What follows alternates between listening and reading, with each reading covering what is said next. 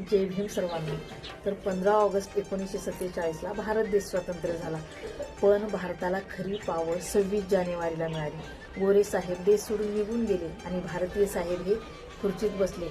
पण सामान्य शेतकऱ्यांना, गरिबाला आणि दलितांना तेव्हाही माणूस म्हणून जगण्याचा अधिकार नव्हता. खरा इतिहास तेव्हा घडला जेव्हा बाबासाहेबांनी या देशाला संविधान रूपी गिफ्ट दिले, ज्याने हजारो वर्षांची गुलामगिरी एका झटक्यात संपवली. एका पुस्तकानं ठरवलं की राजा हा राणीच्या पोटातून नाही तर मतपेटीतून जन्माला येईल. जगातील सर्वात श्रेष्ठ लोकशाही हे बाबासाहेबांनी लोकांना दिलेलं रिटर्न गिफ्ट आहे. 15 ऑगस्टला स्वातंत्र्य दिन नक्की साजरा करा, पण 26 जानेवारीला त्या बापाला आठवायला विसरू नका.